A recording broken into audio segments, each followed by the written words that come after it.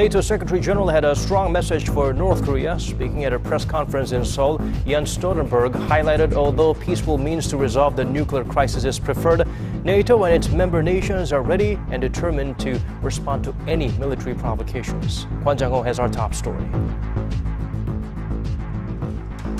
Concluding a week-long trip to South Korea and Japan, the NATO Secretary-General held a press conference in Seoul expressing the international military body's determination to face up to North Korea's continued nuclear and ballistic missile provocations.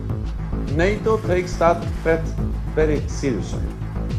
The alliance maintains a strong deterrence posture. We have the capabilities and resolve to respond to any aggression.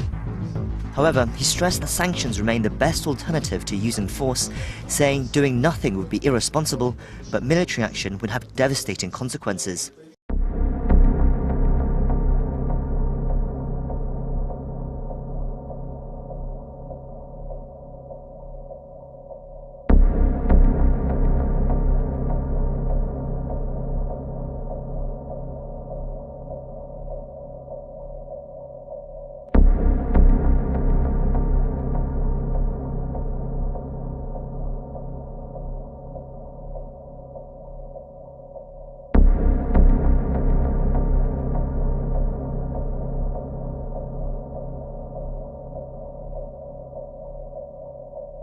Deepening concerns here, Donald Trump's war of words with North Korea as the president prepares to visit the Korean peninsula on his tour of Asia next week, a plea from Vienna for a softer tone.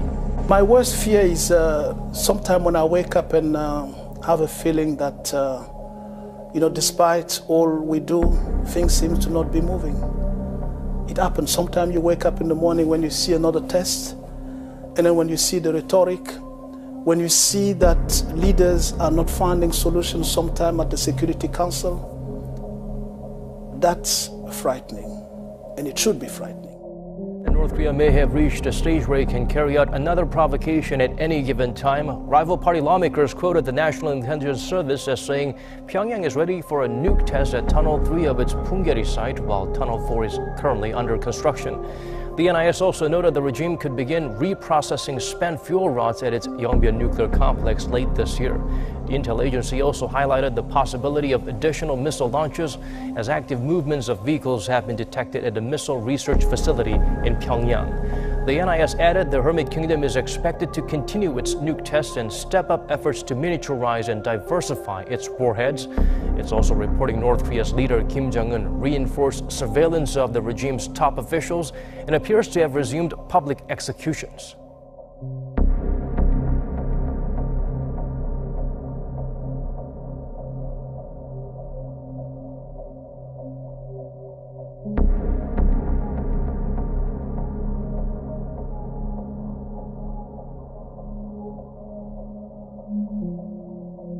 Really, what is going on is a very nasty and deliberate strategy to do the following: to create a circumstance where for the U.S. to pursue its treaty obligations in its relationship to South Korea, we would have to expose civilian populations, whether in Los Angeles or Seattle or Lower Manhattan, I suppose, that we would have to expose civilian populations to danger if we fulfilled our obligations to South Korea to come to their aid in the event of a conflict. And that is brutal. It's unrealistic in a number of ways, but it also is a calculation which has a kind of diabolical quality to it that could put us in a position of not wanting to fulfill those requirements and therefore decouple us from the South Korean relationship.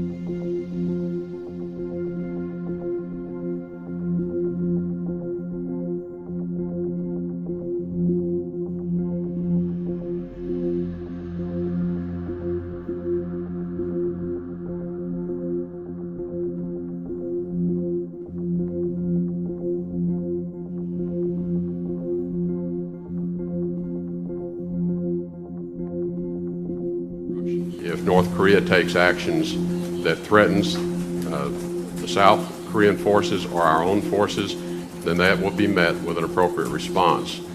If they elevate the threat of their weapons program to a level that we believe requires action, that option is on the table.